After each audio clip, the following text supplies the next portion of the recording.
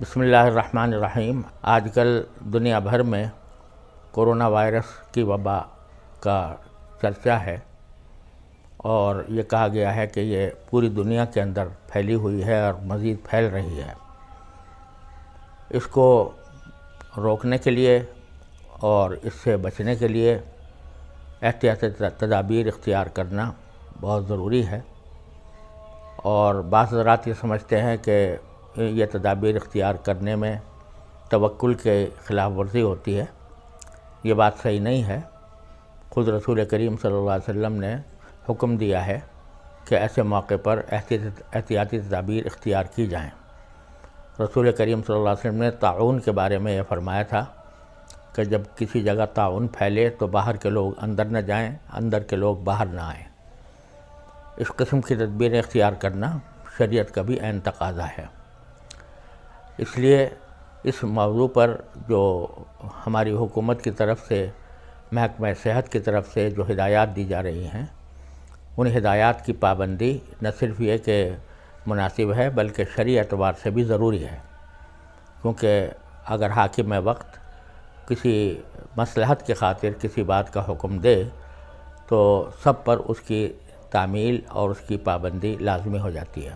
خاص طور سے جہاں پر بڑے اجتماعات ہوں ان کے اندر اس وائرس کے پھیلنے کا خطرہ زیادہ رہتا ہے، تو جو بڑے اجتماعات ہیں وہ یا تو منعقد نہ کیے جائیں، ان کو مؤخر کیا جائے۔ جیسے شادی بیاہ کے اجتماعات ہیں، تو ویسے بھی شادی بیاہ کے اندر سنت یہی ہے کہ اختصار اور سادگی کے ساتھ وہ تقریب منعقد کی جائے اور کوئی بڑا اجتماع نہ کیا جائے۔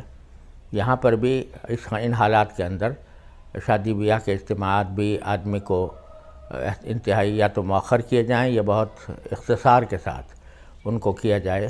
جمعہ اور جماعتوں کے اندر بھی اس بات کا خیال رکھا جائے کہ جو سنتیں ہیں وہ آدمی گھر میں پڑھ کر آئے، اور نماز کے بعد کی جو سنتیں ہوتی ہیں وہ بھی گھر میں جا کر پڑھے، مسجد میں نہ پڑھے، کیونکہ ویسے بھی گھر کے اندر سنتیں پڑھنے کا ثواب زیادہ ہے، زیادہ وہ افضل ہیں۔ اور دوسرے یہ کہ وضو بھی گھر سے کر کے آئیں، اور ائمہ حضرات بھی نماز جمعہ میں بھی اور دوسری نمازوں میں بھی اختصار سے کام لیں، چونکہ ضرورت کے وقت میں مختصر قرأت ہی بہتر ہے۔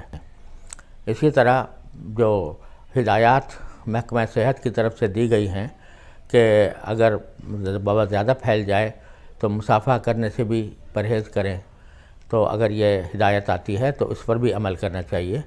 جتنے ایسے کام ہیں جو فرض اور واجب نہیں ہیں ان کو اس وبا کے سلسلے میں چھوڑنے میں کوئی مذاق نہیں ہے، اور اس کا بہت اہتمام کرنا چاہیے، کیونکہ یہ اپنے لیے بھی بہتر ہے اور اپنے ہم وطنوں کے لیے بھی ان کو وبا سے بچانے کا ایک طریقہ ہے جو رسول کریم صلی اللہ علیہ وسلم کی ہدایات کے عین مطابق ہے۔ اس پر عمل کرنا چاہیے۔